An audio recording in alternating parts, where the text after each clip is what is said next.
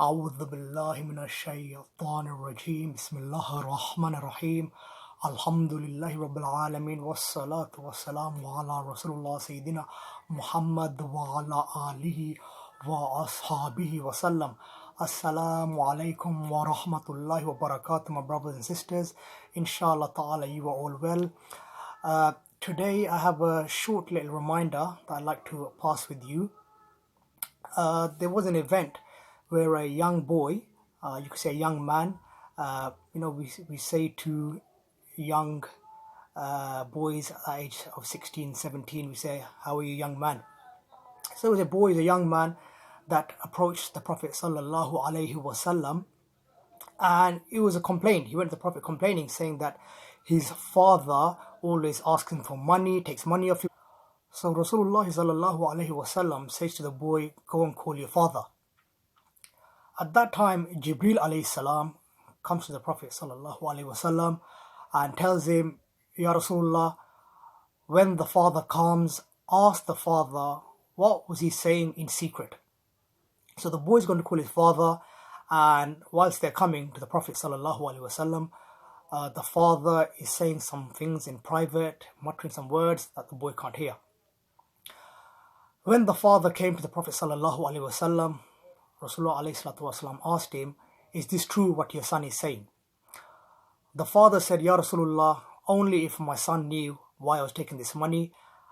It is for one of his poor auntie. It is for his family. She has no one there to help. Rasulullah sallallahu alayhi wasallam says to the father, when you were coming here, what were you saying in secret? So the father looks at the Prophet sallallahu alaihi wasallam and says, I was saying some poetry. Rasulullah says to the father, I want to hear what you were saying.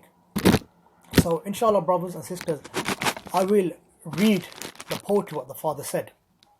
The father said, O son, I nourished you when you were a baby. I looked after you in care as you grew up until you became an adolescent, became an adult. You lived upon what I worked for and strove, and I sacrificed in my body and time and wealth, so that you may live healthy. Whenever a night passed you, when you were sick or ill or coughed, I was the first to be up, carrying you and looking upon you with my heart. Afraid if an atom or a little breeze would harm you in any way, I couldn't sleep while seeing you sick. Until you slept, and then I slept, and so my eyes would always overwhelm with tears. But you never knew, and when you finally reached the adulthood, which all my life I was anticipating and looking forward to, seeing you become an adult, strong and fit, standing on your own feet, until you reach the day when I have all my life anticipated in my heart to see you reach and rejoice. What do you give me? You gave me a reward, and your reward was harshness and frowning and mistreatment. As if I am the one who owes you and you owe me nothing. The way you treated me is like what a neighbor would treat his neighbor. I wish that you even gave me that. The Prophet sallallahu alaihi wasallam, he looked at the father, and the father looked at the Prophet alayhi salatu wasalam. The Prophet's beard was soaked in tears, and from his emotions, Rasulullah sallallahu alaihi wasallam grabs the boy by the chest, shook him, and says to him, Anta wa maluka la abi, you and everything that belongs to you belongs to your father. Brothers and sisters, parents are to be cherished, loved, and be obedient towards them. True love is through obedience. There's another story where there was a Yemeni man, and Abdullah ibn Umar radiallahu an, he witnessed this, and he says he saw this Yemeni man carrying his mother in Hajj, and the man was doing tawaf. And this man approached Ibn Umar radiallahu an, and he said to him, I have carried my mother from Yemen all the way to Makkah, and I've completed my Hajj.